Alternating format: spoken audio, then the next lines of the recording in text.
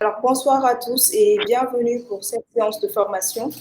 Aujourd'hui, le thème que nous allons aborder est le développement personnel, qui va également s'intituler sur la motivation et le dépassement. Alors, avant de commencer, je vais d'abord introduire notre hôte du jour, M. Moussa Kébé, et ensuite laisser la parole au président de l'Université virtuelle du Mali, qui va également énoncer quelques mots par rapport à cela. Alors, sans plus tarder, M.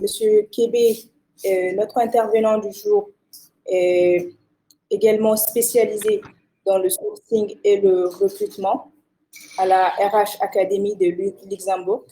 Il a également une certification en gestion des ressources humaines. Il a également travaillé dans des cabinets de recrutement en France et en Luxembourg. Et il est également le fondateur de Splish Guy Recruitment, un cabinet de recrutement en France spécialisé dans les métiers scientifiques et l'accompagnement des candidats dans leur recherche d'emploi. Et depuis déjà septembre 2020, M. Kébé donne aujourd'hui des cours en sourcing et recrutement dans l'école de IFOCOP. Alors aujourd'hui, M. Kébé, bienvenue à vous pour cette séance. Merci. Je suis vraiment ravie de vous recevoir aujourd'hui. Sans plus tarder, je vais également laisser la parole au président de l'Université virtuelle qui va nous énoncer quelques mots, c'est-à-dire M. Amadou Diawara.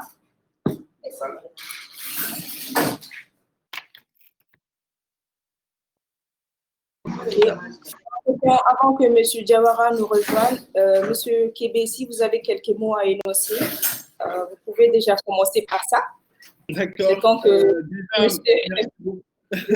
Merci beaucoup, Madame Koulibaly, pour cette présentation de ma modeste personne. Je suis, pour juste rajouter un petit peu, je suis originaire de la Mauritanie. Je suis aujourd'hui basé sur Évian-les-Bains en France. Et dans ce cadre-là, je suis très honoré aujourd'hui de venir partager ma vision, de ce qui est la motivation et le dépassement. Donc, on aura le temps, après le mot du président, d'essayer ensemble. Je souhaiterais que cette séance soit très interactive. Je vais prendre le temps, peut-être quelques minutes, pour expliquer ma vision de la motivation, mais je souhaiterais que ce soit accompagné en fait de votre intervention et qu'on puisse ensemble, peut-être l'heure qu'on va passer ensemble, que ce soit bénéfique pour tout le monde. D'accord. Alors, merci beaucoup, M. Kébé, pour cette introduction. Le temps que M. Diawara nous rejoigne, je vais d'abord énoncer quelques petites règles à l'endroit de nos chères audiences. Alors, je vais juste vous demander que vous pouvez tout simplement désactiver vos micros pour faciliter l'interaction avec M. Kébé. Et si vous avez des questions ou des suggestions, vous pouvez les laisser au niveau de la discussion publique. Donc, merci à tous de votre présence ici aujourd'hui. C'est une formation qui sera vraiment bénéfique pour tout le monde. Alors, je pense que le président de l'Université virtuelle du Mali, M. Amadou Diawara, vient de nous rejoindre. Donc, nous allons lui laisser la tâche de nous énoncer quelques mots.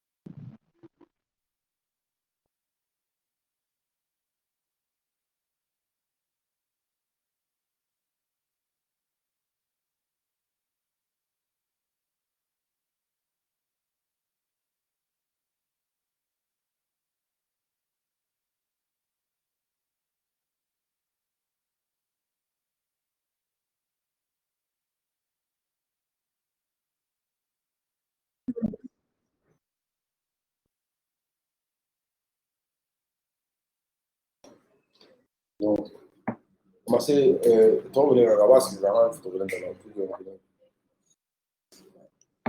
et il est là, Kébé? Oui, il est là.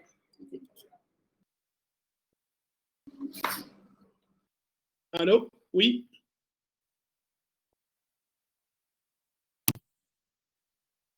Comment ça va, mon frère? Très bien, merci à vous. Bah, super, on est content. Je vois qu'en pleine dynamique là, et les gens sont en train de nous rejoindre, tant mieux, parce qu'il faut qu'ils profitent de toi aujourd'hui. Ah, bah, c'est un grand honneur que vous me faites et j'espère que je vais pouvoir leur apporter, ne serait-ce qu'un petit peu, j'espère. Non, mais si c'est que j'ai vu hier avec mon frère Kassim, et tu nous sors la même chose, déjà, c'est gagné, hein. Eh Ah, ben, c'est c'est gagné très déjà. content. J'ai suivi ça hier et c'était magnifique. Et les gens qui sont en train de nous suivre, là, c'est en train de venir progressivement et c'est magnifique, hein. C'est magnifique. Et je vois, il y a mon ami Philippe aussi qui est en train de nous suivre depuis Toulouse. Bonjour Philippe, je vois qu'il a un mot d'écoute, c'est très bien. Donc les gens nous écoutent de partout, hein, que ce soit le Mali, en France, partout. Mhm. Donc là, je vois, il y a Biran qui est depuis Portugal. Donc il y a tout le monde qui est en train Salut Philippe, comment ça va? Donc, et content que tout le monde est en train de... C'est magnifique. En tout cas, bravo. Et je pense que moi, je veux juste introduire cela. Et de temps en temps, si je peux parler pour montrer à nos le cas qu'on veut avoir avec toi, c'est que nos étudiants arrivent à se certifier sur ce domaine-là parce qu'aujourd'hui, les recruteurs ont besoin de profils comme ça, mais aussi les chefs d'entreprise en ont besoin. Voilà, si Jean-François Hydra est avec le micro.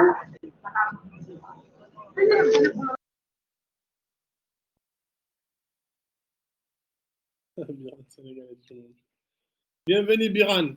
Nangadef, ou à Toulouse. C'est bon? Je peux commencer? Alors, je disais que si les participants veulent activer leur caméra, il n'y a pas de problème, ils peuvent activer, mais pas leur micro, parce que ce n'est pas eux qui vont parler, c'est M. Kébé qu'on va écouter aujourd'hui.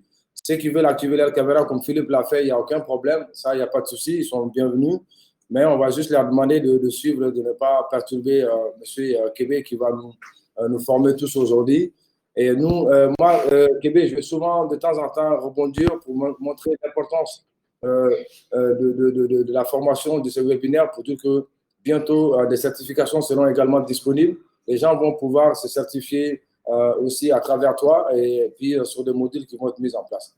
En tout cas, bienvenue à tous et ceux qui nous suivent, merci pour le temps que vous accordez. Merci à nos étudiants et merci à Philippe et puis à tous les autres parce que je rappelle que bientôt, on a un webinaire aussi sur la déontologie avec Philippe qui va venir aussi par rapport à la situation actuelle du Mali nous faire une conférence qui va permettre aujourd'hui au Mali de pouvoir aussi bénéficier de ces compétences-là, parce que nous sommes dans une logique aujourd'hui où tous les jeudis, régulièrement, on fait des conférences pour donner des solutions par rapport à nos étudiants, mais aussi leur former, dire que c'est eux le nouveau, c'est demain, ce sont eux qui vont être les nouveaux patrons du Mali.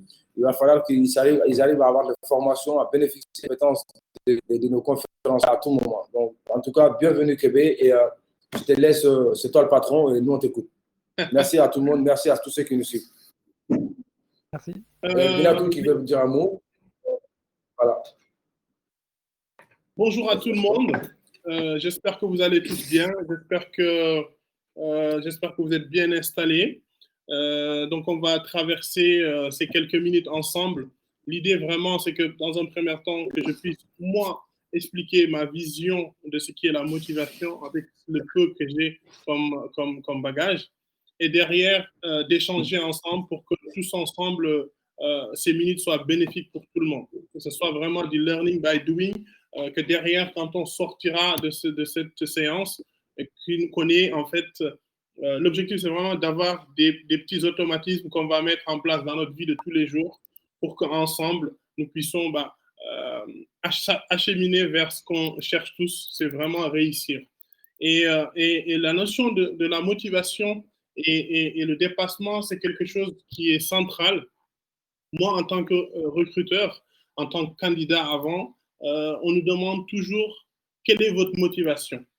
Et cette motivation peut être vraiment variée d'une personne à une autre, de cette personne dans quel contexte elle se trouve en instant T. Parce qu'on voit parfois des personnes qui vont venir en entretien d'embauche très motivé par rapport à un besoin peut-être qui est financier, physiologique ou autre, et après, une fois en intégrant la société, changer, avoir une autre motivation qui va venir se coller toujours. Donc, c'est quelque chose vraiment d'abstrait.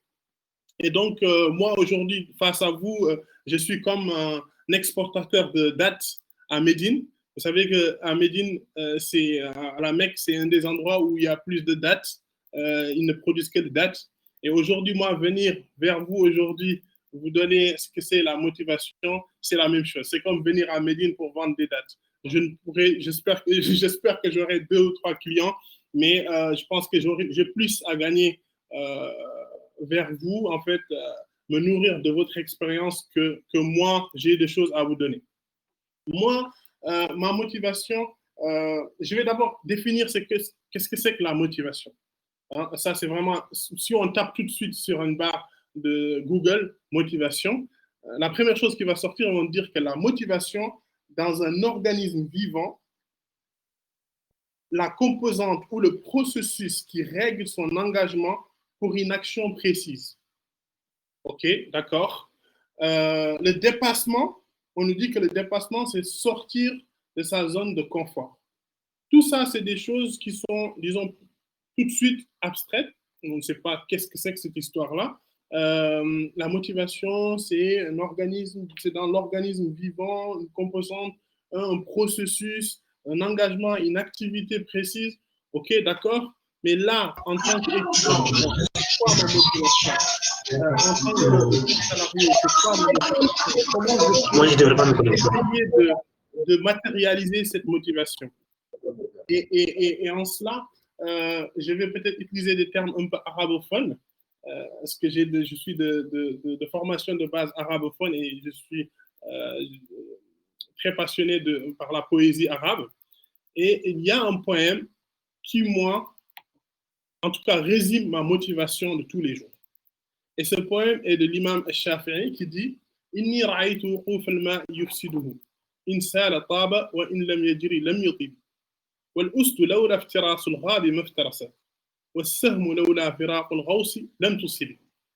J'ai peut-être perdu des gens en route, mais je vais donner la définition, la traduction, en tout cas, je vais essayer d'amener la traduction en français. Il dit, j'ai vu... Les ablutions, il dit, je disais que j'aurais dû faire mes ablutions avant de là. Et c'est bien, c'est un vendredi, c'est top. D'accord. Il dit, j'ai vu que quand l'eau stagne, elle devient mauvaise. Si elle coule, elle devient bonne, mais si elle ne coule pas, elle s'attire toutes les saletés. Si le lion ne quitte pas la terre où il est né, jamais il ne gagne en férocité. Et si la flèche ne quitte pas l'arc, jamais elle ne peut atteindre sa cible. Et moi, dans ces vers-là, c'est vraiment la définition, moi, de ce qu'est la motivation. C'est vraiment l'état de l'individu à un instant T pour aller vers d'un point A vers un point B. C'est vraiment cette envie, cette chose qui est irrationnelle, qui est incompréhensible d'une personne à une autre, cette action qui te pousse de bouger. Et là, l'imam l'explique, il dit que l'eau, si elle reste stagnée, et c'est ce qu'on peut tous constater, ça c'est des choses qui nous parlent, nous, Africains. Moi qui ai grandi en Mauritanie et j'ai passé la majeure partie de mon temps dans les champs de ma grand-mère avec les travaux champêtres, on peut visionner cette chose-là. On sait que s'il pleut et que l'eau reste dans un endroit, et ben là, on a tous les crapauds qui viennent, on a les maladies qui sont là, qui pullulent l'île. Par contre, quand l'eau coule dans les marigots, il y a des endroits des marigots de chez nous, quand l'eau continue à couler toujours en perpétuel, on peut même boire de cette eau parce qu'elle change. Hein, elle reste pure à boire, comme dans les chutes d'eau et autres. Et il explique ça, en fait. Il explique que tout ce qui est immobilisme est contraire à la motivation. Donc, l'immobilisme est par essence contraire à la motivation. Et on peut expliquer la mobilité, c'est un autre sujet. Mais la motivation, c'est ce qui te pousse aujourd'hui, à l'instant T, je suis à cet instant-là, je suis coach, je veux devenir quelqu'un d'autre, je veux faire de ma vie quelque chose d'autre. Et pour ça, il n'y a pas 1000 chemins, c'est de bouger. Mais avant de bouger, il faut savoir où aller. Il faut d'abord savoir où aller. C'est pour ça que, avant d'être motivé par quoi que ce soit, c'est de savoir pourquoi je fais la chose. Qu'est-ce que ça va m'apporter de faire cette chose? Et donc, si j'ai le pourquoi, je vais tout de suite, naturellement, en tant qu'humain, la nature a horreur du vide, trouver les moyens pour savoir comment faire des choses. Donc, il poursuit en disant que le lion, s'il ne sort pas, il dit que si le lion ne quitte pas la terre où il est né, jamais il ne gagne en férocité.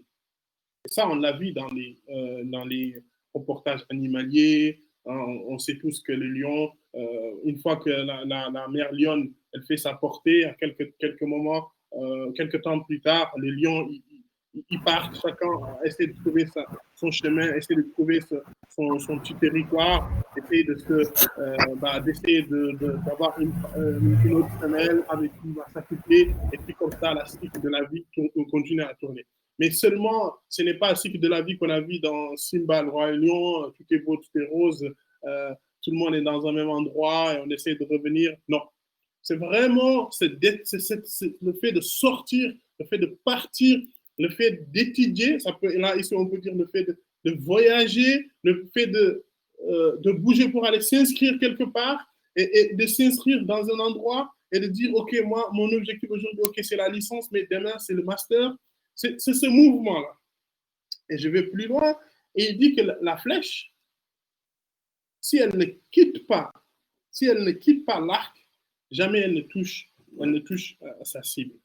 Alors, désolé de vous couper la parole. Je tiens juste à informer nos chers étudiants comme quoi ceux qui veulent activer leur webcam peuvent le faire. Donc, ils peuvent juste couper leur micro. Merci. Vous pouvez continuer, M. Kébé. Merci beaucoup.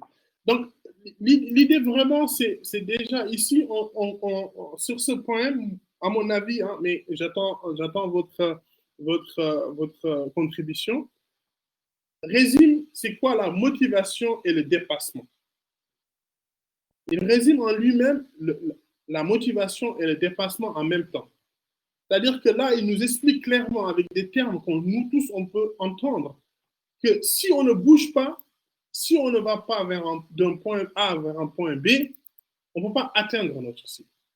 Maintenant, en tant qu'étudiant aujourd'hui, parce que je pense que la majeure partie de cet auditoire est étudiant, en tout cas, aspirent aujourd'hui à décrocher leur diplôme à travers cette université virtuelle, qui est en elle seule le symbole de ce qui est la motivation. Parce qu'arriver à créer cette université-là au Mali et permettre aux jeunes de partout dans le monde de pouvoir s'inscrire et de se former et d'avoir cette éducation qui va venir dans leur chambre, dans leur salon et un peu partout où ils se trouvent, c'est déjà le symbole de ce qui est la motivation. À travers, bien sûr, le président et tout le staff qui est aujourd'hui l'entoure. C'est le symbole de la motivation. Et en cela, je pense qu'on ne va pas... La motivation va être... comment on appelle ça? Ici, l'imam dit, OK, il faut bouger, il faut bouger, il faut bouger, il faut bouger. C'est ça qui va nous apporter la motivation.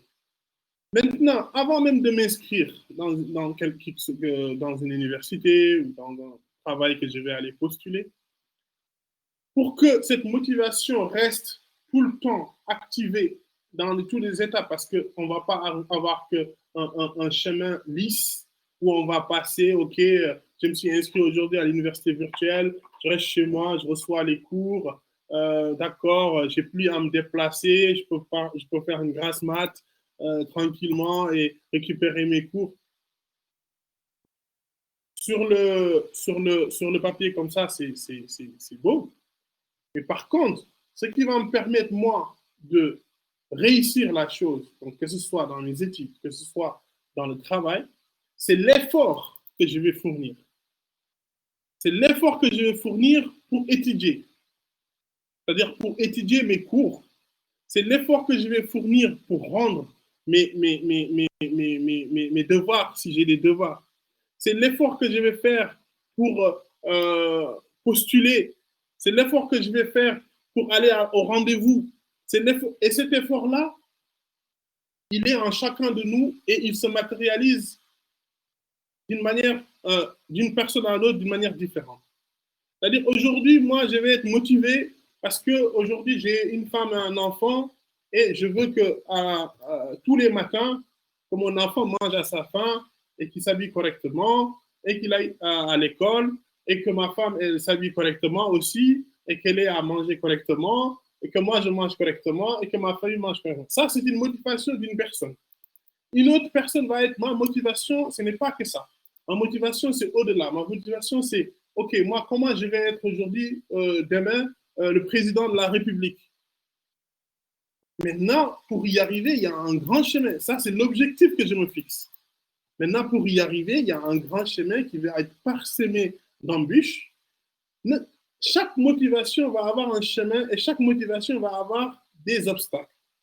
Et on va en arriver plus tard parce que c'est bien beau de parler de la motivation, mais il faut parler aussi de l'autre chose qui va venir à un moment donné dans notre chemin qui va nous empêcher d'accéder et d'aller au bout de cette motivation et de perdre cette motivation. Parce que la motivation, on l'acquiert en instant T, mais on peut la perdre aussi.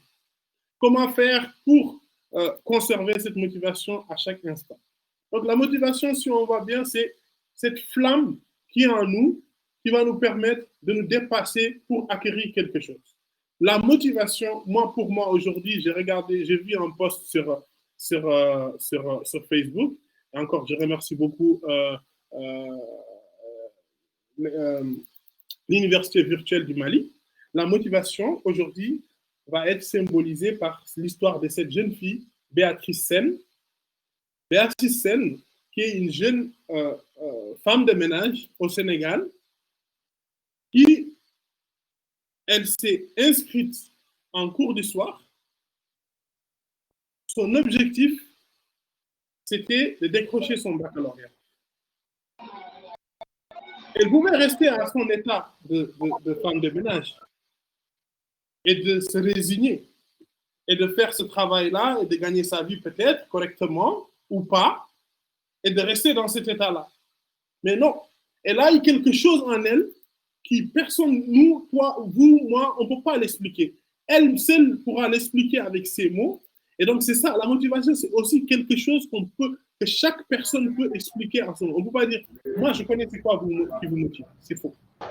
On ne connaît jamais la motivation d'une personne. Donc, c'est quelque chose qui est personnel, qui est en chacun de nous. Donc, c'est cet état-là qui nous pousse à nous dépasser. Donc, cette jeune fille qui s'est dépassée aujourd'hui en son état de bonne, elle veut aspirer à avoir son bac. Elle l'a eu avec mention.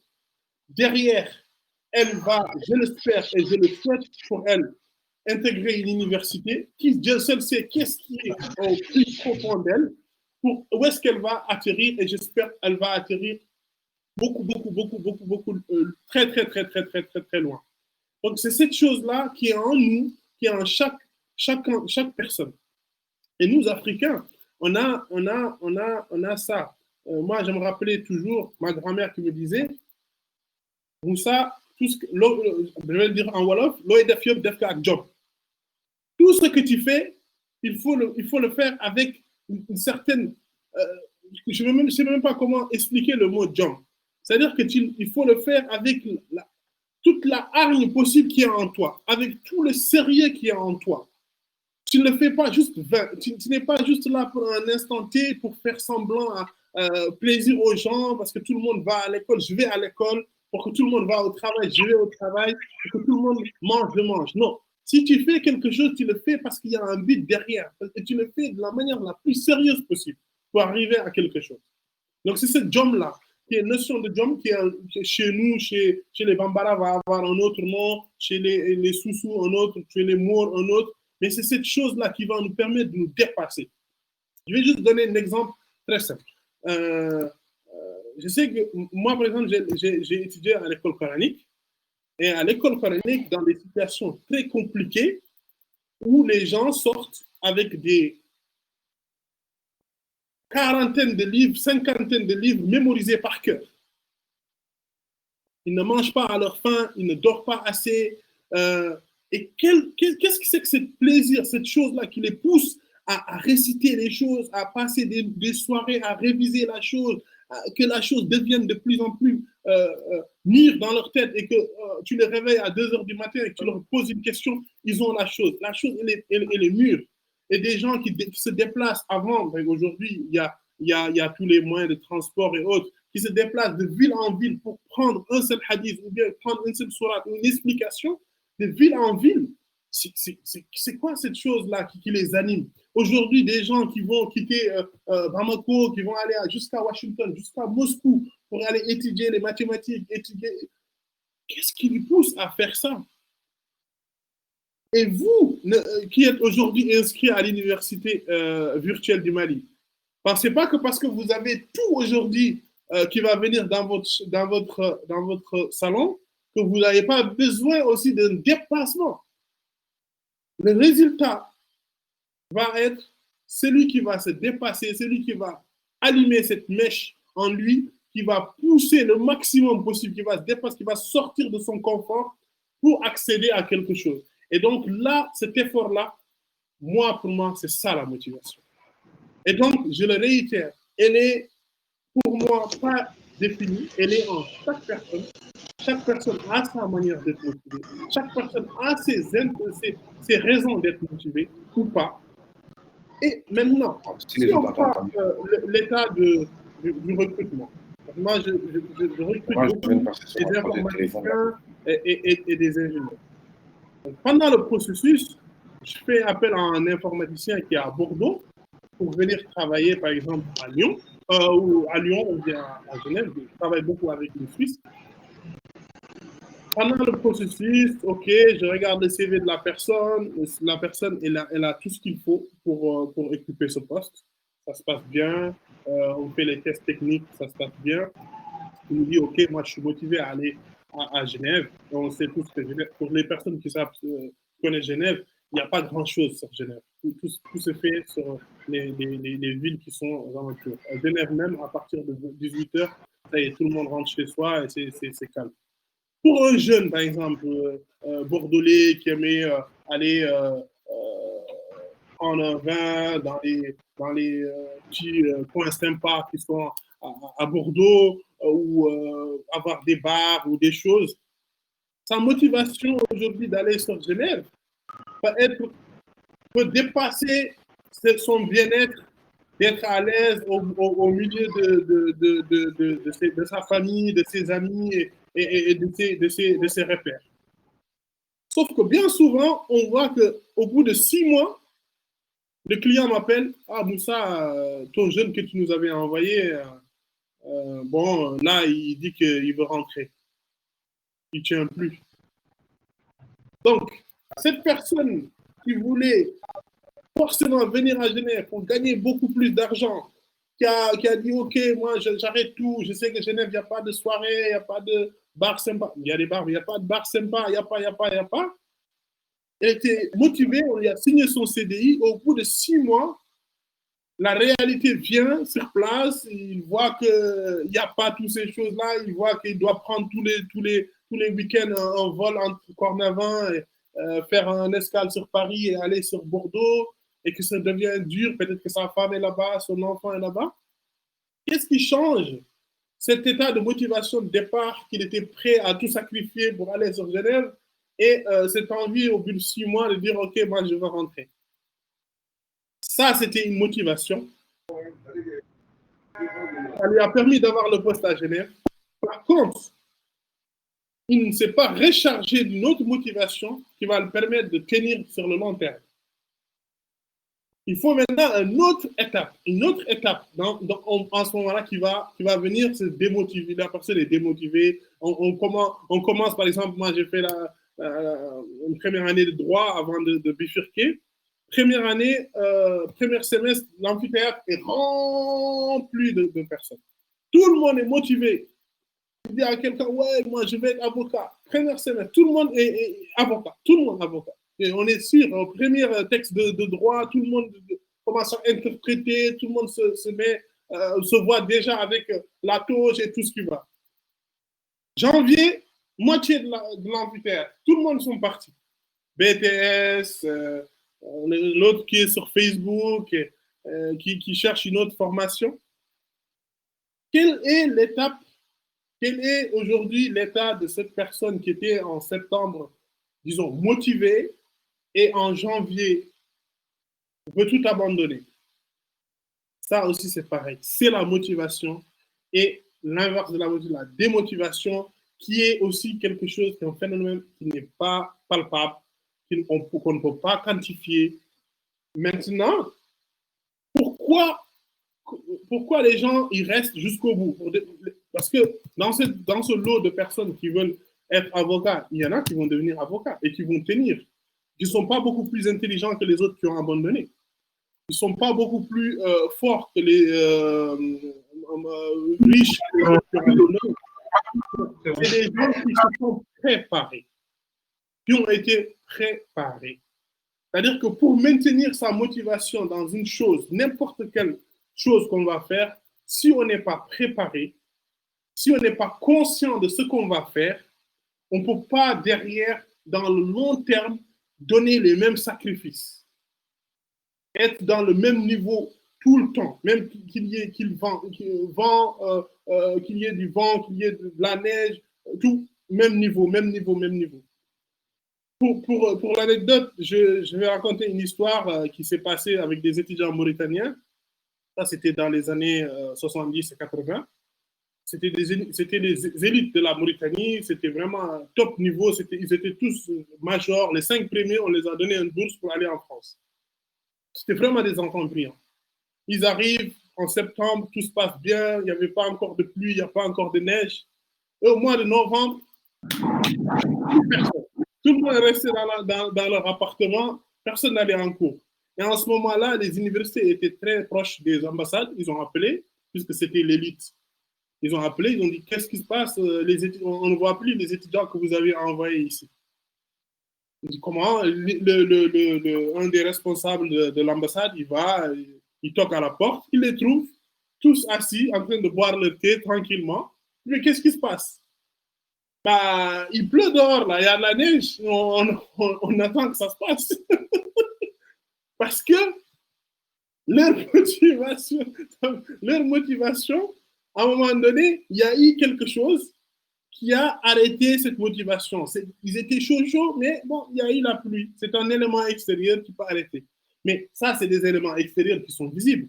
Mais dans notre parcours, on va avoir des éléments qui ne sont pas visibles. Ils vont être la faim pour certaines personnes, parce qu'ils n'ont pas à manger, ils n'ont pas à boire, la famille. Il y a la galère, papa n'a pas, je crois que je trouve un travail, papa nanani, papa. Ça, c'est des choses. Il y a l'influence des mauvaises rencontres, parce que la majeure partie aussi à la fac, en tout cas ici en France, le jeudi soir, tout le monde est en boîte, et on vient tous en amphithéâtre, on a limite l'œil comme ça, et on a envie de suivre le cours, et à un moment donné, on n'y arrive pas. Il y a des éléments extérieurs qui vont arriver, qui vont nous pousser à limite aller jusqu'à l'abandon. Maintenant, comment garder ce cap? Comme je l'ai dit, c'est se préparer, savoir pourquoi je fais ça. Je vais étudier, je vais me former, pourquoi? Quel est l'objectif derrière? Je ne vais pas juste me former parce que tout le monde se forme. Non, moi j'ai mes objectifs. Je me connais mieux que qui que ce soit. Chaque personne ici, les 32 personnes qui sont là, qui nous entendent, chaque personne se connaît mieux que ce soit. Je vais donner mes références, c'est comme ça. Moi, j'ai le Coran comme référence. Allah dit « Inna l'insan ala nafsihi la basira ». Chaque personne se connaît mieux que qui que ce soit. On peut faire tout ce qu'on veut et quand on s'assoit tout seul et qu'on fait un point sur nous, on sait ce qui nous motive, on sait ce qui ne nous motive pas. Même si le groupe est autour de nous en train de parler, ouais, on va tous devenir des ingénieurs, on va tous devenir des futurs dirigeants du pays. Dans ce groupe-là, il y en a qui n'ont pas, qui n'aspirent pas à ça. Maintenant, il va y avoir deux caractères. Il y a ceux qui vont suivre et au final, ils vont arriver à un moment donné où leur corps va leur dire stop.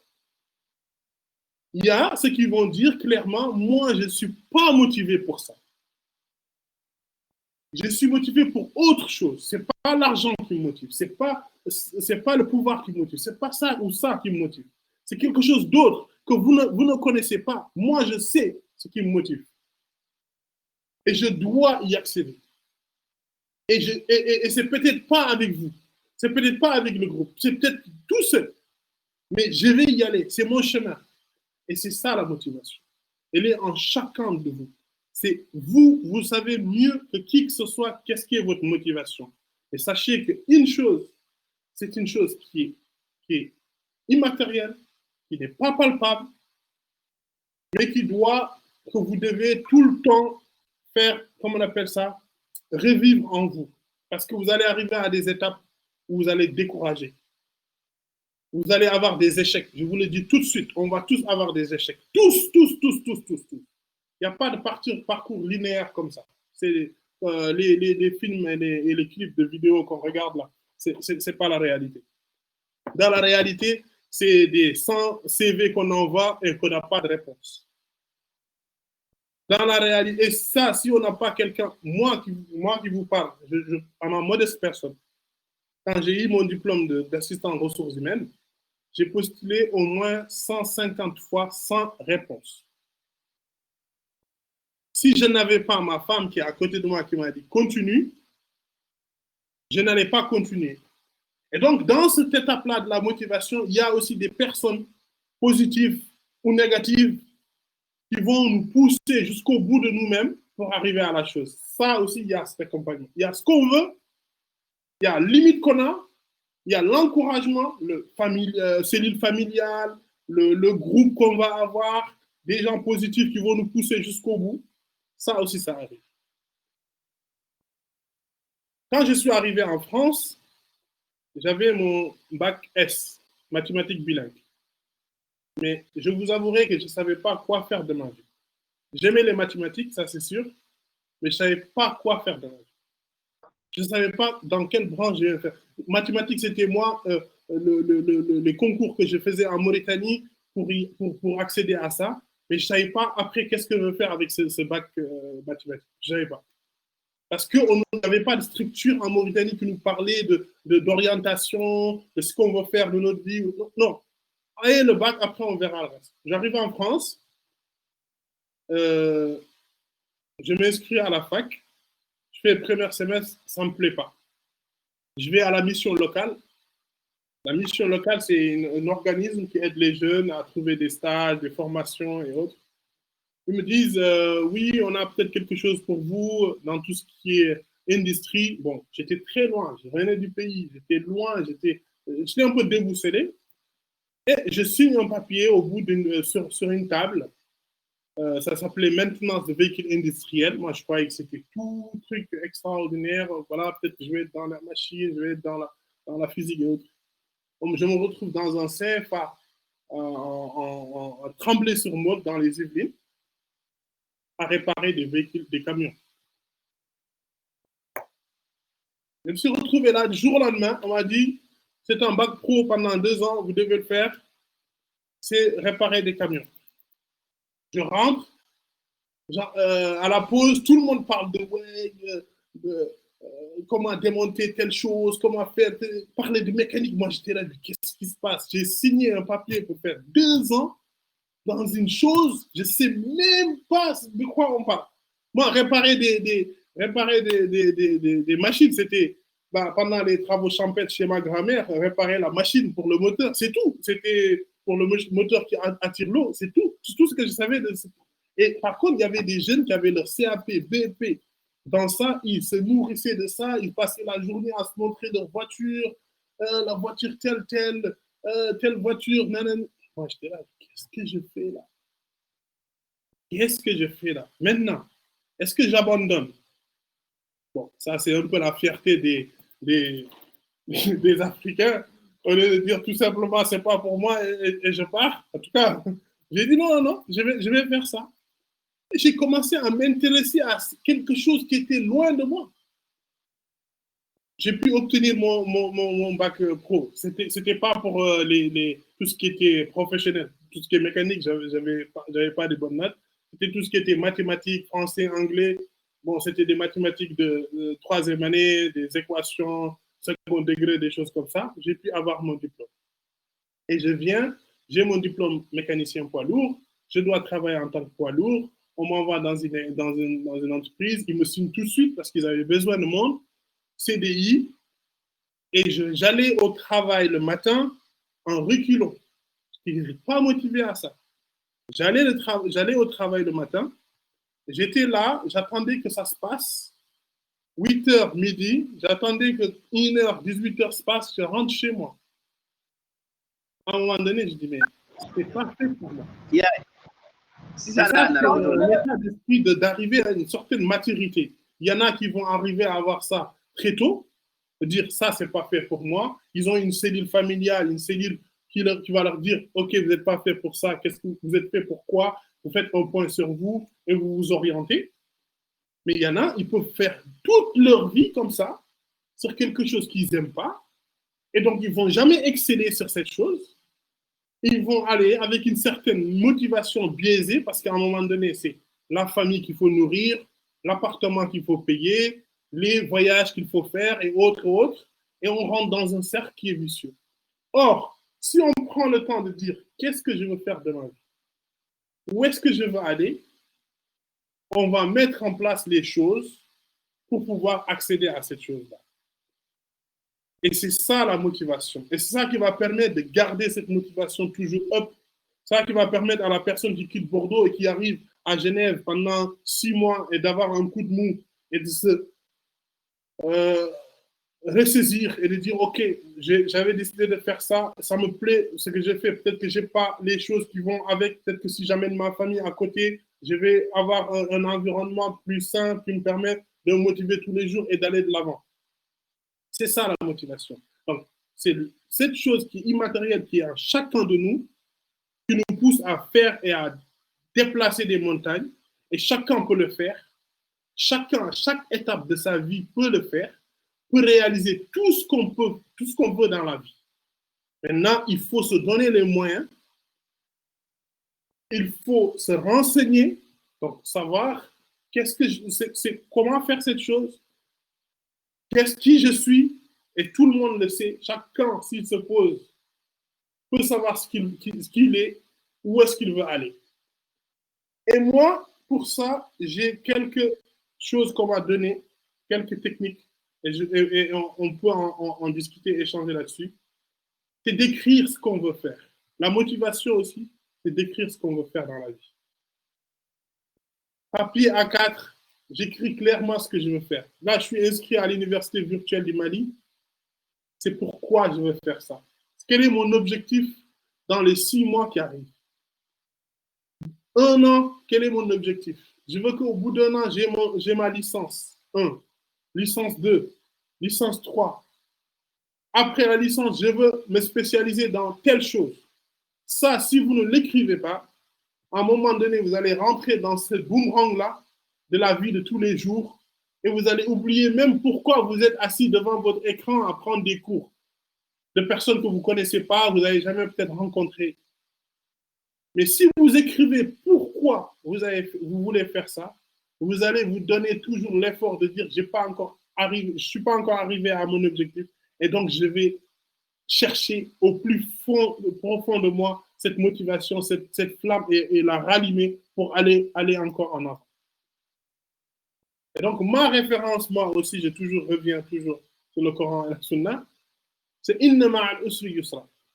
Certes, avec la difficulté, la facilité.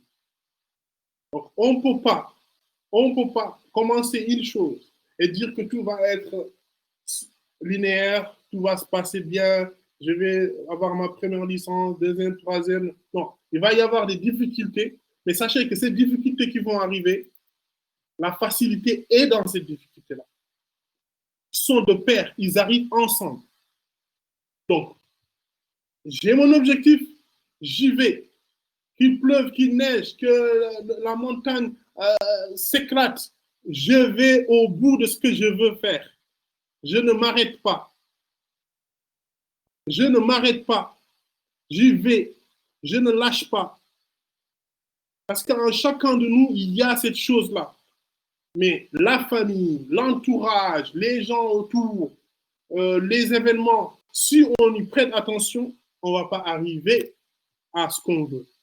Et donc, c'est pour ça que c'est intéressant, c'est très intéressant d'être équipé, donc mentalement préparé pour y aller, d'être entouré, donc famille et des amis, des gens qui veulent aller dans le même sens que vous, qui veulent avoir des grandes choses pour que ces personnes-là, une fois que vous êtes down, qui vous relèvent pour y aller.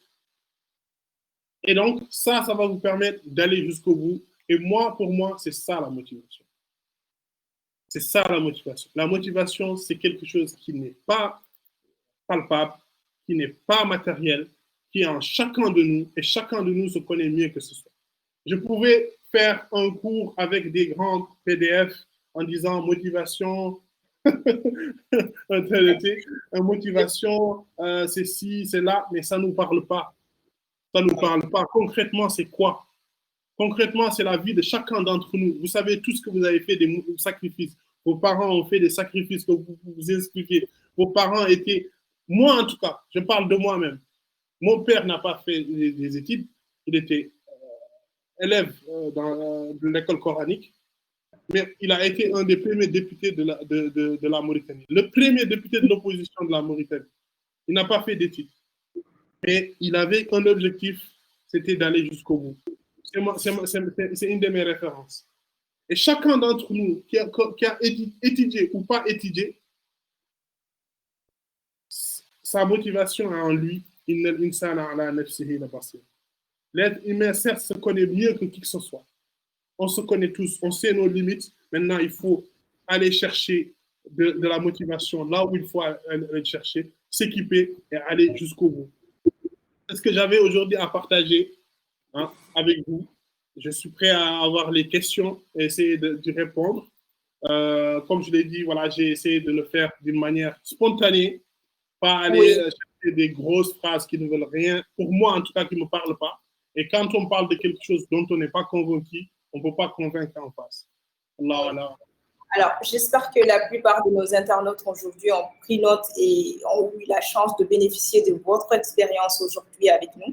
Tout ce que je peux ajouter est qu'aujourd'hui, pour juste appuyer ce que vous venez de dire, alors ce qui est de la motivation, qui est surtout des chemins et qu'il faut aussi mettre l'effort au centre de tout, et également que ça se manifeste en même temps à long terme.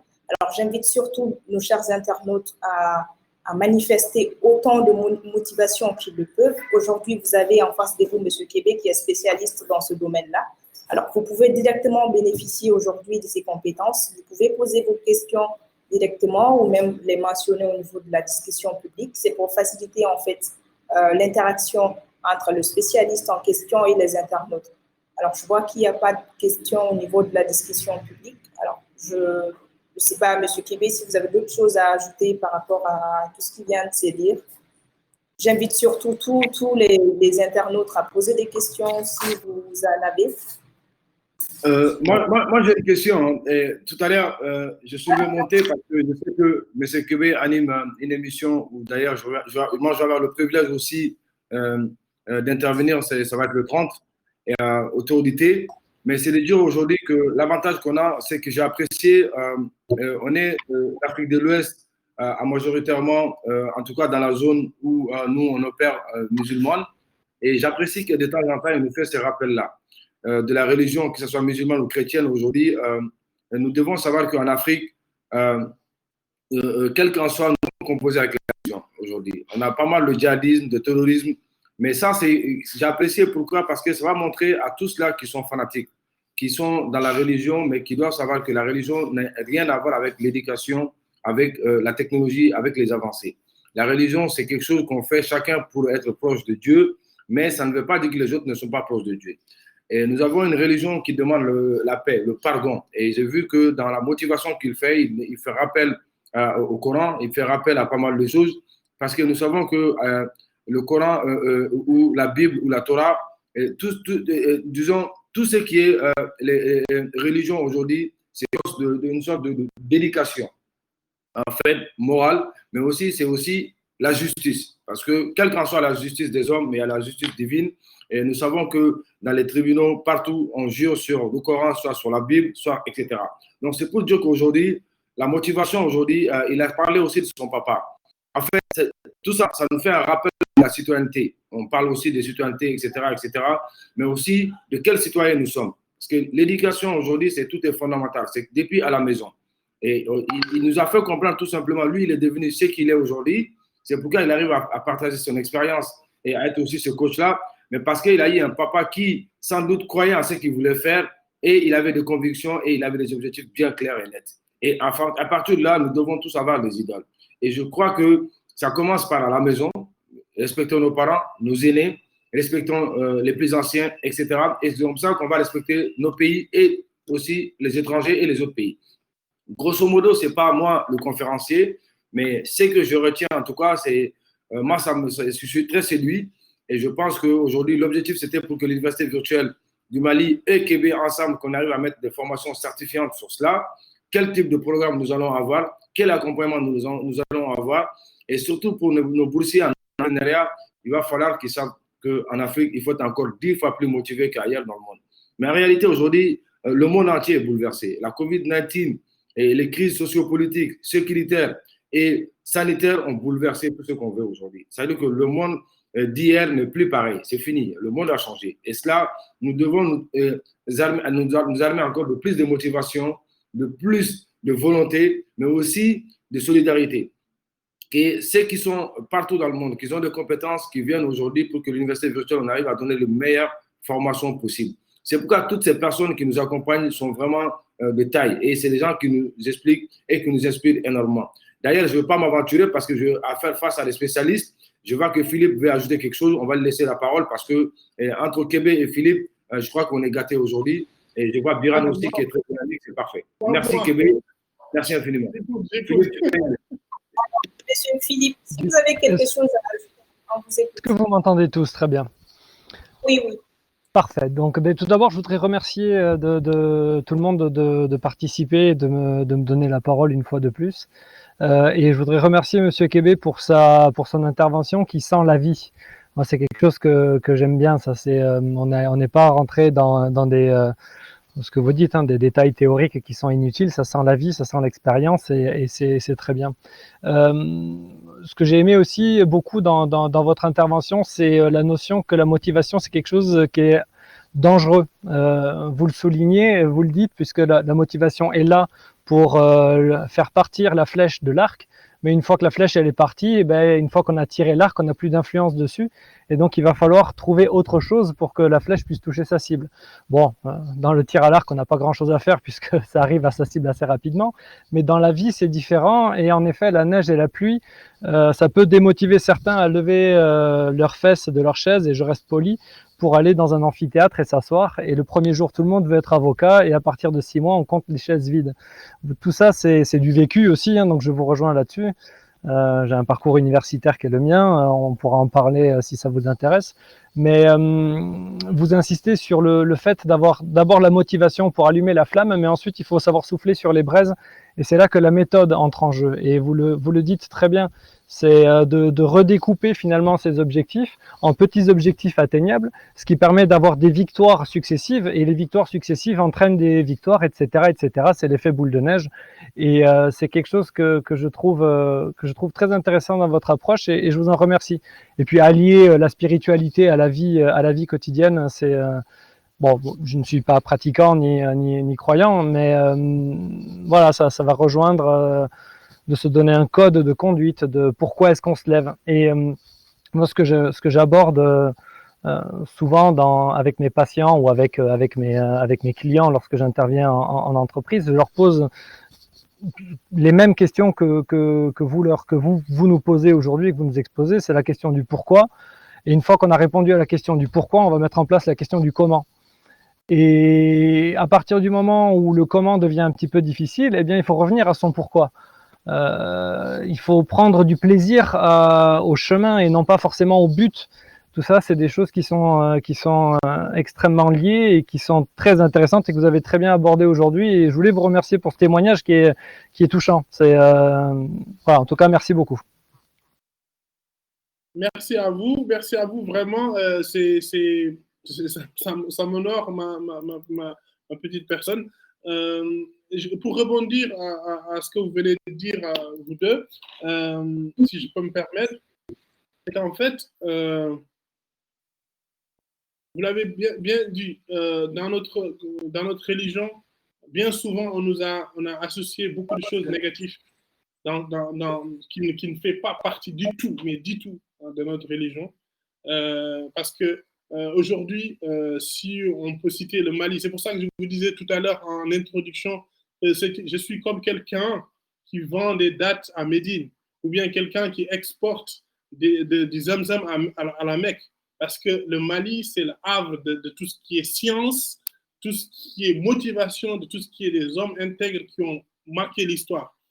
Pour ne citer que Tombouctou, qui était une des plus anciennes universités de la sous-région où les gens venaient de partout dans le monde pour venir étudier là-bas.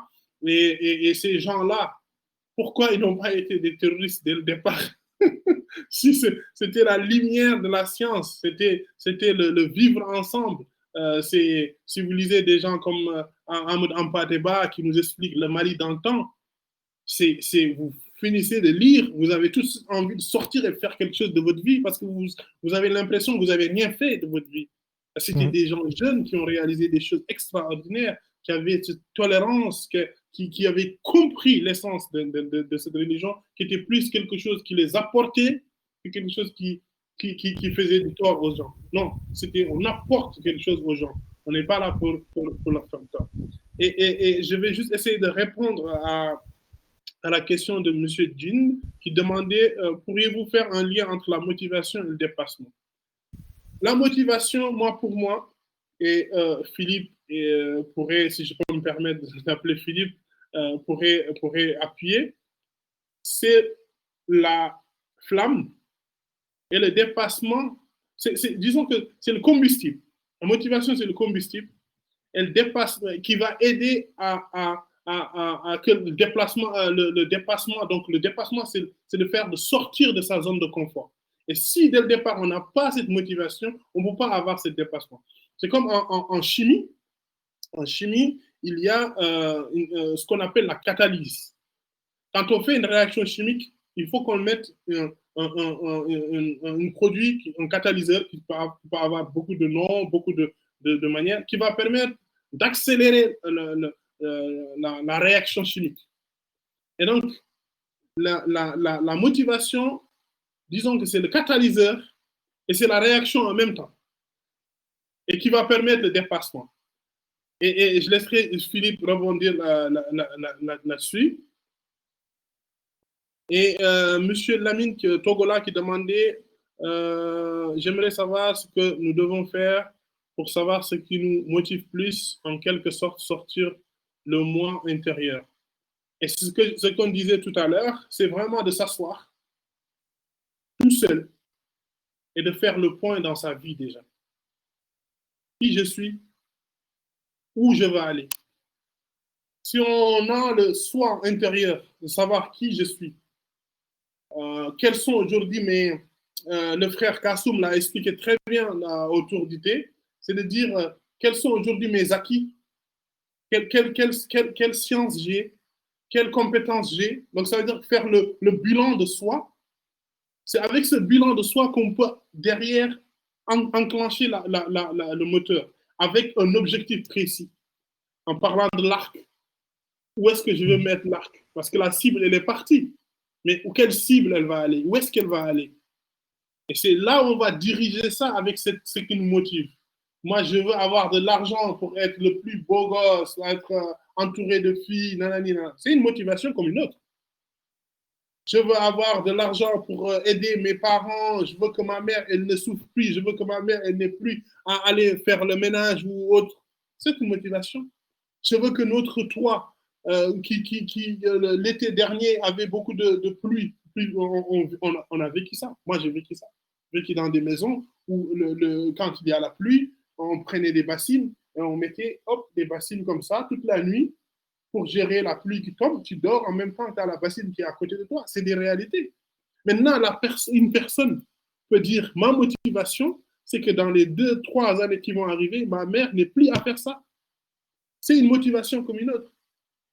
Ma motivation peut être, je veux que mon enfant, ce que moi j'ai vécu, mon enfant n'est pas à le vivre. C'est une motivation. Est-ce qu'elle est bonne? Est-ce qu'elle est mauvaise? C'est une motivation. Comme vous l'avez souligné, ça peut être dangereux. On peut en faire, des anciens malheureux peuvent être des tyrans parce qu'ils ont une motivation. Des anciens malheureux peuvent être des gens justes. C'est une motivation. C'est ça la motivation. Et chacun de nous se connaît plus. Et chacun de nous peut faire quelque chose. L'autre chose, c'est... Si je peux simplement rebondir sur une autre chose que vous avez dit, Monsieur Kébé, que je souhaite apporter aux étudiants qui nous écoutent ce soir et qui assistent à la conférence. C'est quelque chose sur lequel vous avez très bien insisté. Je souhaite juste réinsister là-dessus. C'est la notion d'entourage et l'importance. C'était le 3e point sur le fil rouge qu'était votre conférence. Donc on a dit la motivation, la méthode, et le 3e point qui est à mon sens essentiel, qui est l'entourage, et je l'ai abordé ce week-end dans une formation, dans une école de trading, donc sur la bourse, et c'était sur la gestion des émotions, faire face au stress, faire face aux échecs aussi. Et c'est mon ami Sylvain Loganadin, qui est lui donc trader et qui dit ça très bien. Il dit, si vous êtes entouré de millionnaires, quelle chance avez-vous de devenir millionnaire?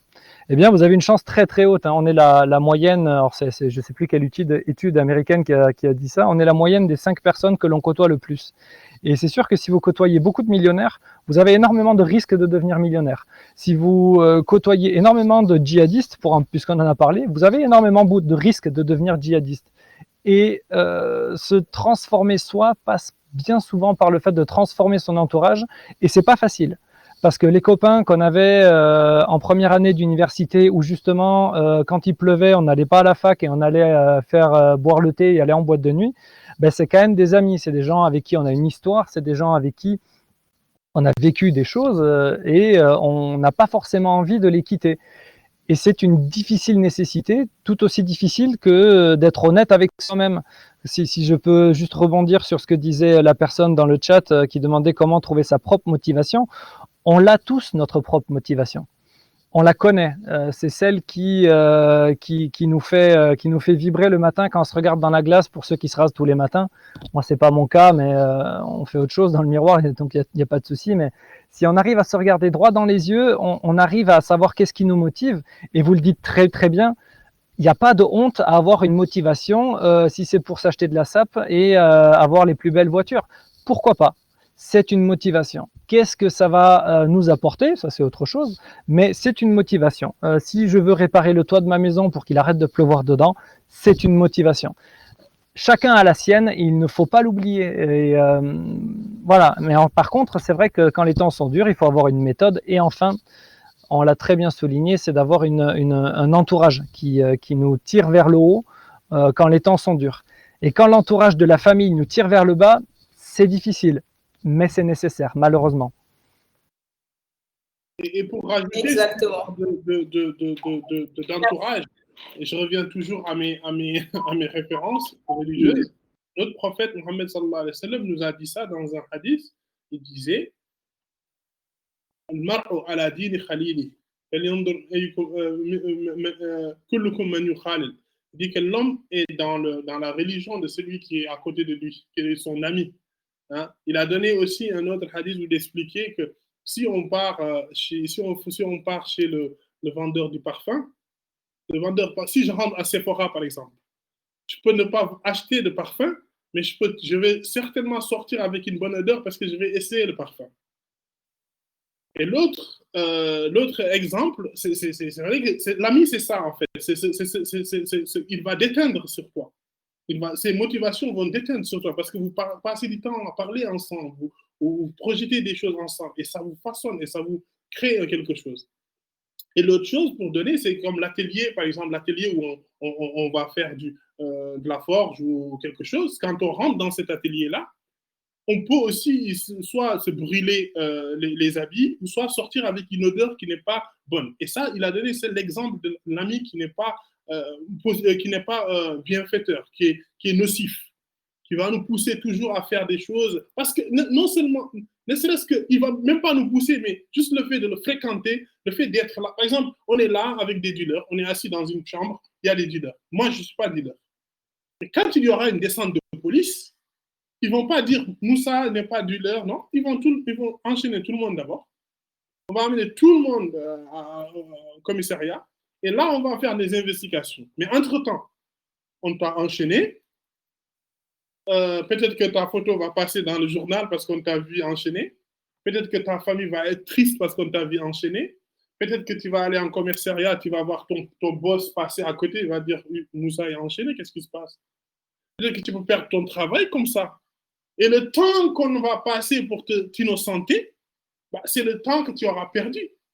On va t'innocenter, mais l'impact qui va rester sur la tête des gens, c'est qu'on t'a enchaîné en instant T et qu'on t'a trouvé dans un local où on vendait de la drogue. Et c'est ça l'ami négatif qui va venir chambouler tes objectifs de départ. C'est comme parfois les parents ils disent, moi, ma fille, elle faisait que des A.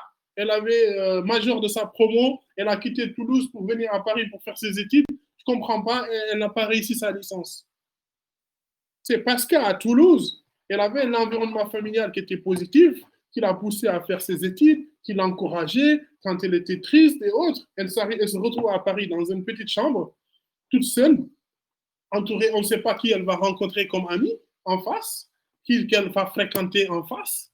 Elle est toute seule, isolée. Elle n'a pas, peut-être qu'elle sort le soir, elle a juste envie de pleurer à côté de sa mère. Et papa n'est pas là, maman n'est pas là, même s'il y a WhatsApp aujourd'hui et Skype. Mais tu ne peux pas pleurer, tu ne peux pas avoir cet amour, ce petit câlin qui va nous renforcer. On va aller le chercher peut-être dans les bras de quelqu'un. Et ça va venir peut-être être un frein. Mais d'autres personnes, parce qu'ils ont quitté chez eux, ils vont être encore plus motivés parce qu'ils veulent revenir victorieux. Et ils vont maintenir cette motivation. Donc, elle diffère. Et il y a monsieur Aklezo qui demandait, non, c'est monsieur Sissoko qui demandait, pourrez-vous en 2 ou 3 phrases ce qu'il faut réellement faire pour pouvoir maintenir sa motivation? Je vais demander à Philippe aussi de m'aider sur ça, mais ce serait d'écrire ses objectifs. D'écrire ses objectifs, soit sur le toit où on va se coucher, dans la chambre où on va se coucher, soit sur notre duvet qui est à côté, ou sur le bureau où on va travailler. L'objectif, il faut l'écrire.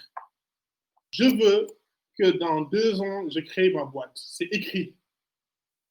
Ça va me permettre tous les jours de venir et de checker, de voir est-ce que j'y arrivais, qu'est-ce que j'ai fait pour y arriver. Et donc, ça va me permettre d'être motivé. Et l'autre chose, c'est de se donner, c'est de se faire des récompenses.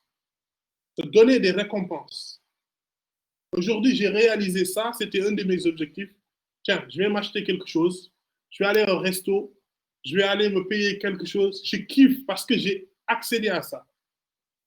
Et donc, des petites choses qu'on va mettre comme ça en place qui vont nous permettre de garder notre motivation up, même si le monde est en train de vaciller autour de nous.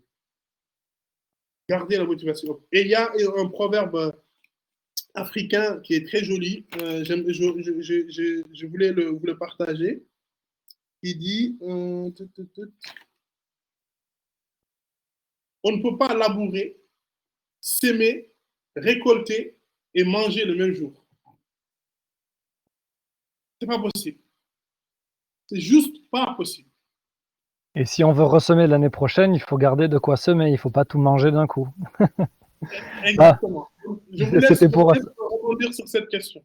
Apporter simplement donc les deux, trois phrases ou méthodes ou astuces qui peuvent permettre de maintenir la motivation. Vous le dites très bien, il faut qu'on garde l'objectif en vue. Et pour le garder en vue, on l'écrit sur un bout de papier, on se le placarde au-dessus du lit. Comme ça, au moins, c'est la première chose qu'on voit en se réveillant le matin et la dernière chose que l'on voit le soir en se couchant.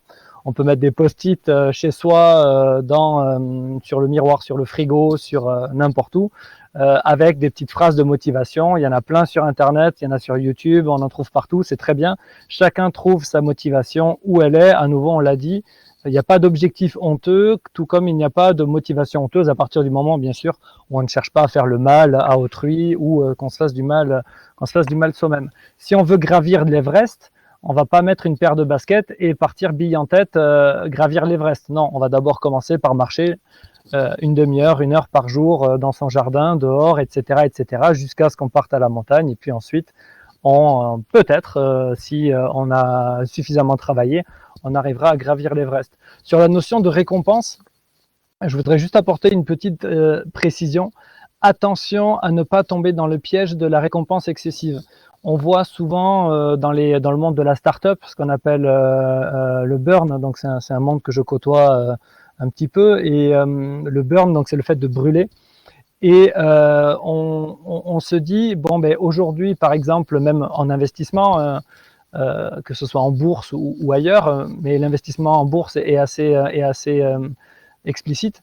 Si aujourd'hui, je mets, je sais pas moi, 100 € quelque part, et que, ben, miracle, j'ai fait un bon placement, j'en fais 1 000 €. J'ai fait un x10, je mets 1 000 €. Et là, potentiellement, le risque, c'est de se dire, ben, j'ai fait 1 000 €, je me récompense de 1 000 €. Ce que je suggère, moi, et ce que je conseille, et ça pourrait être la troisième astuce pour garder sa motivation, c'est de se définir avant même de commencer à gagner quelque chose, avant même qu'on ait commencé à jouer à quelque chose ou à investir ou à travailler sur quelque chose, c'est de se définir un pourcentage de récompense. Si j'imagine que j'ai gagné 1 000 €, eh bien, je me dis que 90%, je le réinvestis. Réinvestir, ça veut dire quoi? Ça veut dire, eh bien, potentiellement m'acheter une formation avec, donc une formation pour me former moi.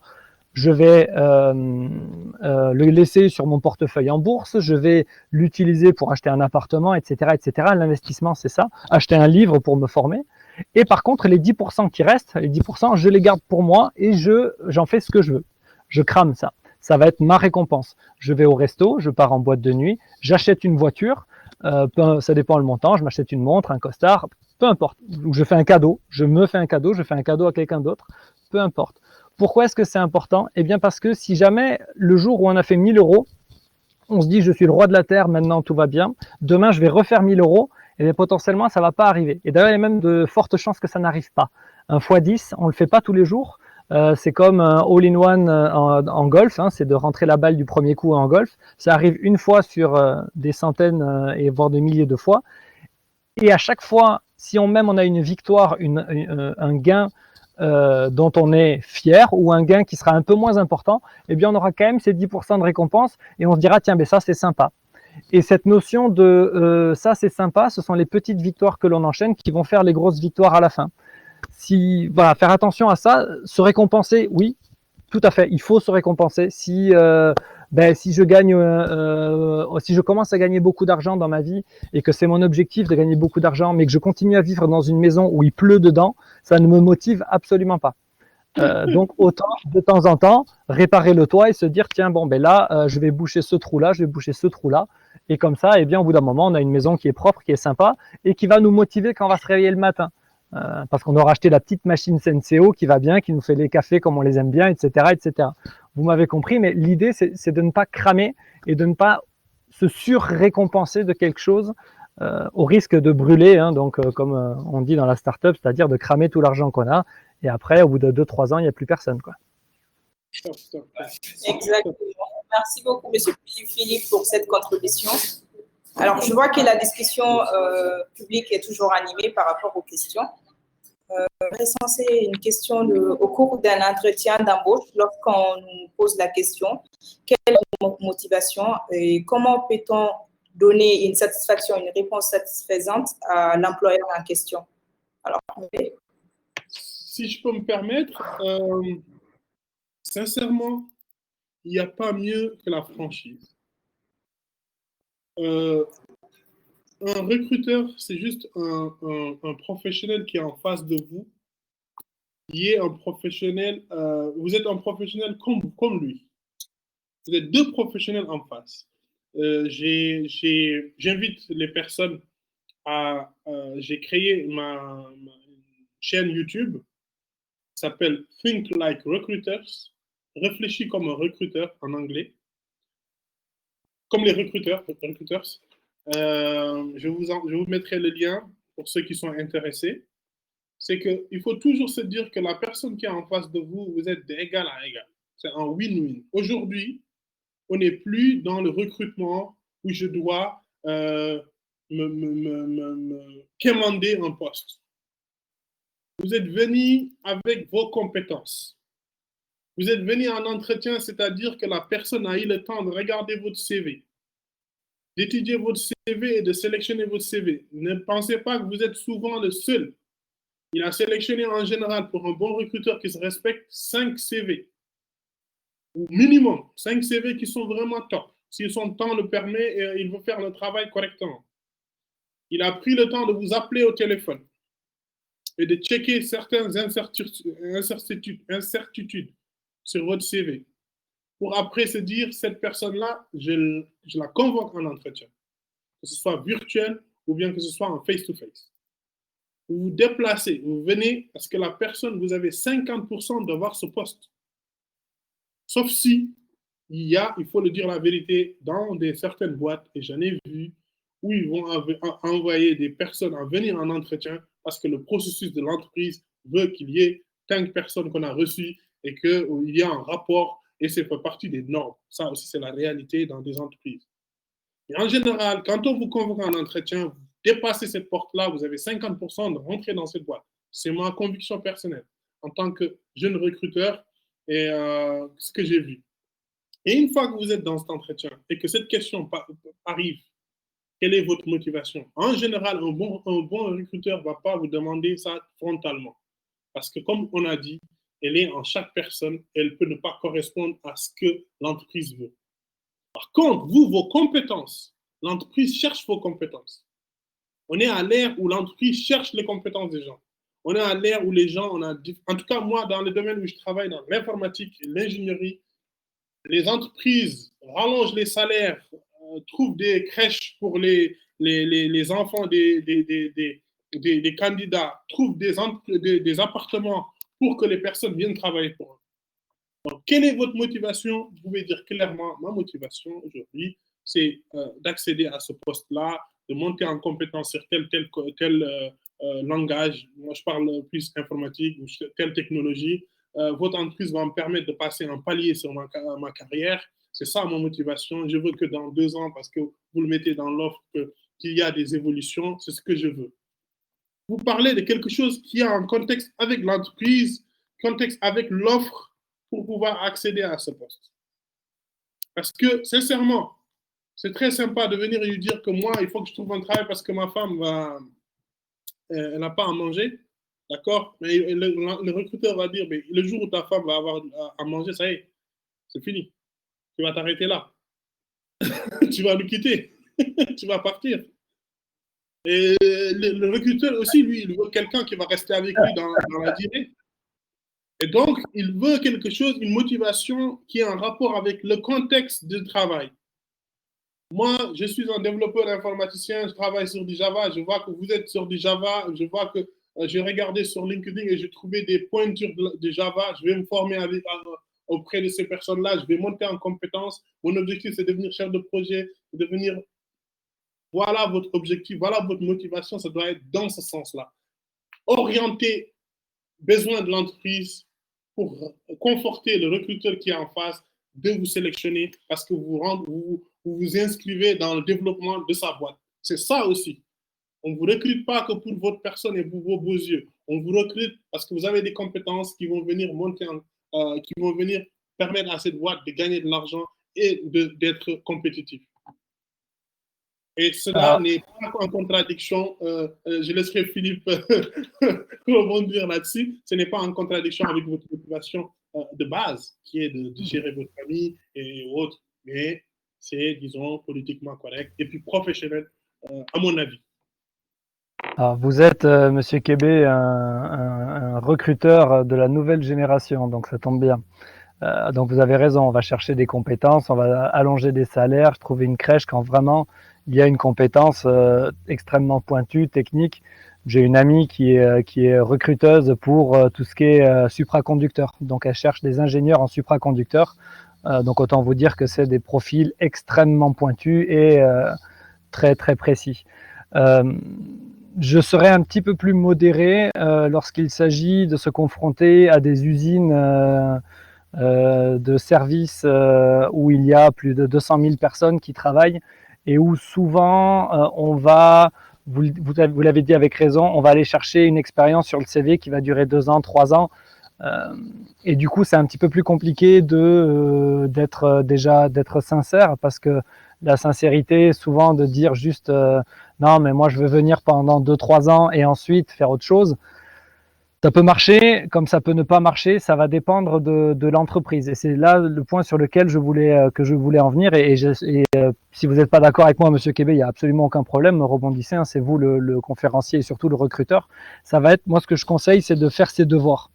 Vous savez où vous allez passer un entretien, vous savez avec qui vous allez passer un entretien, les 20 minutes, une demi-heure que vous allez passer sur Google à rechercher l'historique de l'entreprise, les avis qu'il y a sur l'entreprise, parce qu'aujourd'hui, on trouve des avis partout, hein, sur Indeed, LinkedIn, on en a parlé, mais Google, enfin bref, il y a plein de sites qui répertorient les avis de tout ça, tout ça.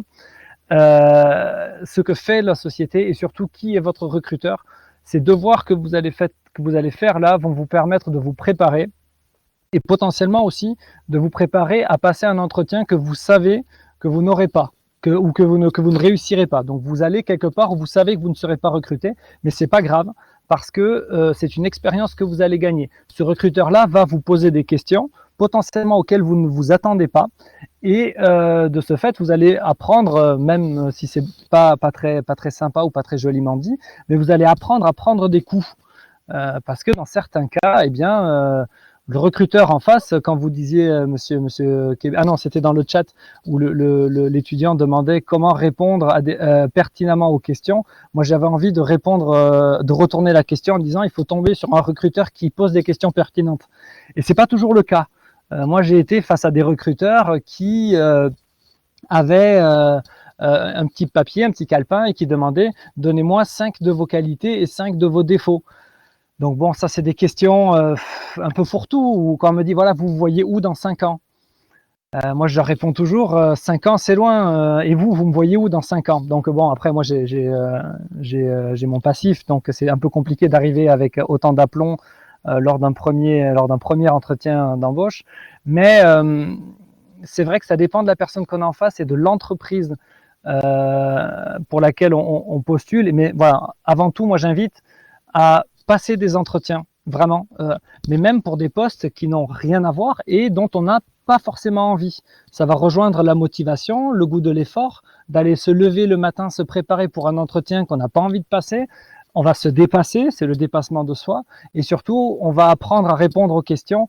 Et c'est en forgeant qu'on devient forgeron, hein, si on continue la métaphore des forgerons. Et du coup, c'est en passant des entretiens qu'on devient bon à passer des entretiens. Mais voilà, donc je vous rends la parole, Monsieur Kébé. Mais merci en tout cas. C'est top. J'ai vraiment rien à rajouter. Vous avez bien résumé la chose et c'est dans ce sens-là en fait. Et puis, mettez-vous toujours en tête aussi que ce que Philippe vous a dit, c'est très, très intéressant de faire des entretiens et ça vous permet d'être plus à l'aise et de monter en compétence pour cet exercice qui est parfois anxiogène, qui nous amène du stress. Donc, en le faisant, on a l'habitude. Mais bon, pas trop quand même, hein, il faut décrocher le poste à un moment donné. Pour aller travailler, il ne faut pas être un professionnel de l'entretien, il faut viser le poste. Donc voilà, donc moi, vraiment, c'est ce que je voulais aujourd'hui partager avec vous. Merci pour votre temps. Vraiment, merci de m'avoir écouté. C'est vraiment quelque chose qui sort en moi. J'ai essayé de le donner. J'espère que ça va vous être bénéfique. Je l'espère vraiment. S'il y a des imperfections, on est juste des humains. Hein. on ne peut pas tout maîtriser, tout savoir. En même temps, moi, là, j'ai appris plein de choses. Pour tout vous dire, j'ai appris plein de choses. Je pense que j'ai beaucoup plus appris que j'ai donné dans cet échange-là. Et puis, merci beaucoup à l'université virtuelle du Mali de m'avoir permis de faire cet exercice-là, hein, qui n'est pas facile. Donc, ayez pitié de moi. Non,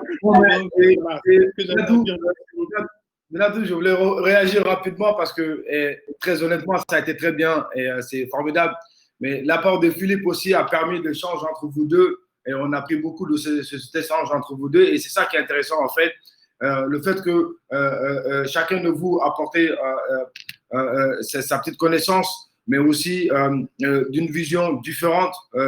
Kébé a dit parler un peu en fonction des visions africaines, précisément maliennes. Philippe a parlé dans un contexte de mondialisation globale, générale, et c'est ça qui est intéressant aujourd'hui. Et franchement, j'ai beaucoup appris moi-même, et je crois que peut-être on verra, mais ce duo-là, il est bon. Il est bon, ce duo, parce que Philippe, en fait, c'est quand même un spécialiste. J'aimerais bien qu'il se présente un peu qui il est. Et c'est important parce que ça fait déjà le link, déjà vous deux, Philippe, il est à Toulouse et Kébé à Paris. Et c'est le link, mais aussi, ça permet à nos panélistes de voir que, en fait, quel qu'en soit le profil aujourd'hui, différents, nous pouvons échanger et nous pouvons apporter. Et souvent, nous, on a un problème en Afrique, ce qui fait qu'on a souvent des difficultés parce qu'on a tendance tout le temps à tendre la main, à attendre les autres. Simplement, en réalité, les autres sont toujours là, en réalité. Ils ne viendront pas. Mais il faut qu'on aille les chercher. Comme là, tout à l'heure, Philippe est venu. Il a vu que le débat est intéressant. Il s'est intéressé. Tout de suite, il a vu qu'il peut apporter. Il peut solidifier ce que Kébé est en train de dire. Il est venu, il a appuyé. Et aujourd'hui, nous avons appris. Donc, les deux viennent de donner chacun de soi pour nous motiver. Mais en réalité, on les motive eux aussi. Le fait de les écouter, le fait qu'on soit présent aujourd'hui à les écouter, ça leur donne encore la possibilité, l'envie, la motivation d'aller encore plus se rechercher, d'aller encore travailler leur intelligence et de pouvoir redonner encore davantage. C'est ça un peu la motivation, comme on le dit en fait. Et Kébé ou Philippe ou moi ou tout le monde, personne ne peut vous motiver plus que vous-même. En fait, c'est en fonction de vos objectifs et en fonction de votre environnement. Aujourd'hui, cet environnement-là, aujourd'hui, il n'y a plus de Mali, il n'y a plus de Sénégal. En fait, nous sommes dans l'univers aujourd'hui, c'est un village. Le numérique fait des miracles. De partout où on est aujourd'hui, on arrive à se voir, à discuter, à échanger ensemble et à parler de nos problèmes et avoir des réponses. Et c'est ça qui est intéressant. Peut-être, Philippe, si tu peux revenir, te présenter un peu, ça va permettre à Kébé souvent, mais aussi derrière, pourquoi ne pas qu'on organise un webinaire où tous les trois, on peut débattre aussi des thématiques plus tard. Parce que, en fait, l'objectif que moi j'ai aujourd'hui, c'est d'avoir toutes ces compétences qui sont aujourd'hui partout dans le monde, mais qui peuvent impacter, qui sont jeunes, qui sont de notre génération, mais qui chacun vit dans son quotidien avec son expérience de faits divers. Quand tu vas me parler, moi, aujourd'hui du Mali, je vais parler de ma journée. Qu'est-ce que j'ai fait aujourd'hui? Je suis venu ce matin au bureau, j'avais un rendez-vous, je suis allé, après je suis allé prier à la mosquée, après je suis revenu au bureau, après je bois mon thé, je bois mon café, j'ai discuté avec des collègues. Voilà. C'est la réalité classique africain-malien. Philippe va dire oui, mais j'ai eu 2-3 personnes en consultation. Il y en a un qui était comme ça, l'autre non. Kébé va dire oui, mais je travaille pour tel client. Non, on a nos différences. Mais chacun d'entre nous est motivé par quoi? C'est le gagne de pain. Quoi qu'il arrive, on ne travaille que pour vivre.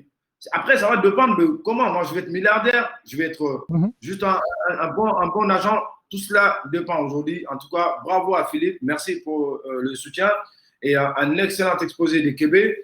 Moi, j'avais un aperçu un peu, je l'ai un peu suivi ces temps-ci, donc j'essaie de quoi il est capable. Philippe, j'ai eu la chance aussi d'avoir des brillantes interventions de lui. Et d'ailleurs, on l'attend de pied ferme pour le webinaire qu'on est en train d'organiser avec lui et Karim Araoui qui fait un excellent travail pour nous.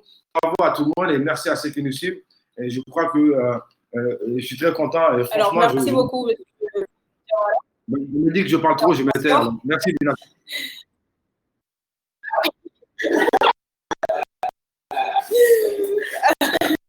Déjà, il faut qu'on essaye de conclure la séance déjà. Alors, je pense que je vais d'abord remercier M. Kébé aujourd'hui qui est notre invité.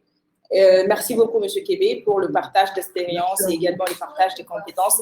Et merci également à Philippe aujourd'hui qui a tenu à être présent et qui a apporté de sa contribution à cette séance également. Alors, je remercie tout à fait également nos internautes qui ont également assisté à cette séance et j'espère pour tous qu'ils ont énormément tiré profit de cette séance et j'espère que la plupart d'entre vous vont comprendre l'objectif et j'espère que vous avez vraiment compris le concept de motivation du département et une expérience vraiment riche en connaissances. Et merci beaucoup à M. Kébé d'avoir fait partager tout ceci. Et j'espère qu'on vous aura pour d'autres séances. Et quant à Philippe, Jacques, notre prochainement. Merci à tous d'avoir suivi cette séance. Bien, merci beaucoup à tous. Je vous dis à la séance prochaine. Au revoir. Merci beaucoup. Merci beaucoup. Lâchez rien. Prenez soin de vous. Au revoir. Merci, merci mon frère. Vraiment, ça fait plaisir. Merci à tout le monde. Bravo à vous. Merci. À très bientôt. À bientôt. Au revoir.